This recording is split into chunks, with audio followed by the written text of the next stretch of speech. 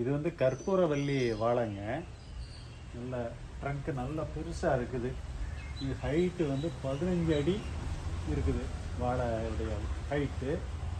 இந்த வாழைத்தார் வந்து 4.5 அடி இந்த பெரிய வாழைத்தார் போட்டிருக்கு. நம்ம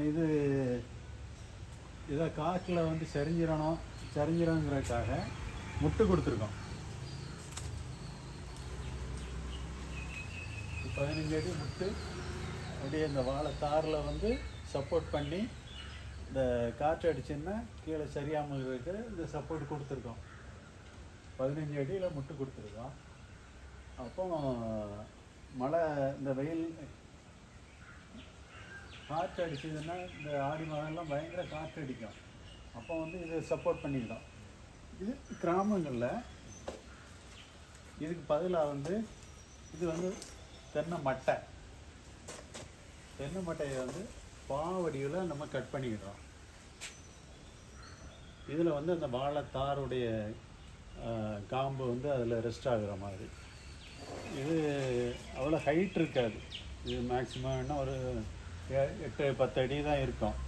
இதை வந்து கிராமங்களில் வந்து வாழை வந்து ஹைட்டு கம்மியாக இருந்ததுன்னா இது சூட் ஆகும். இதை வந்து நம்ம சப்போர்ட் பண்ணிக்கலாம். பொதுவாக இந்த ஆடி மாத காட்டில் வந்து இந்த வாழைத்தாரெலாம் சரிஞ்சிடும். வாழை வந்து அப்படியே சரிஞ்சிடலாம். அதனால் அதுக்கு வந்து இதை நம்ம இந்த முட்டு யூஸ் பண்ணிக்கிட்டோம். நம்ம வாழை ஹைட்டாக இருக்கிறதுனால நம்ம வேறு மாதிரி முட்டு கொடுத்துருக்கோம். அப்புறம் இந்த வாழையில் வந்து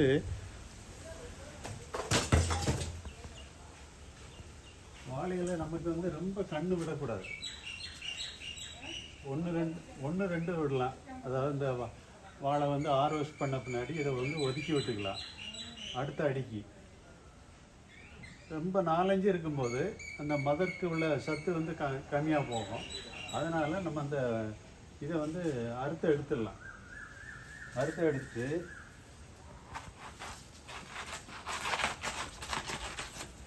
அறுத்தாச்சு.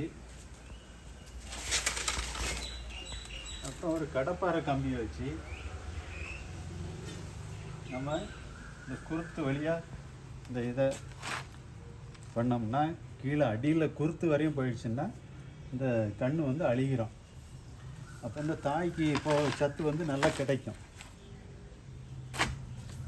இப்படி நல்லா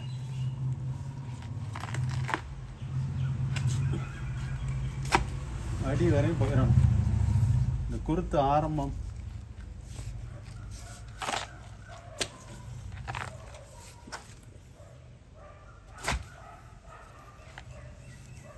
ரெண்டு 3 நாளில் இது அழிகிறோம்.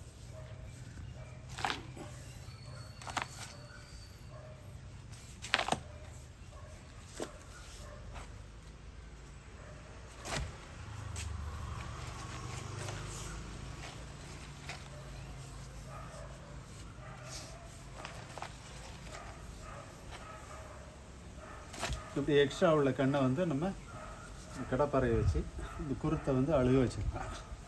இன்னும் வாழை வந்து நல்லா வளரும்.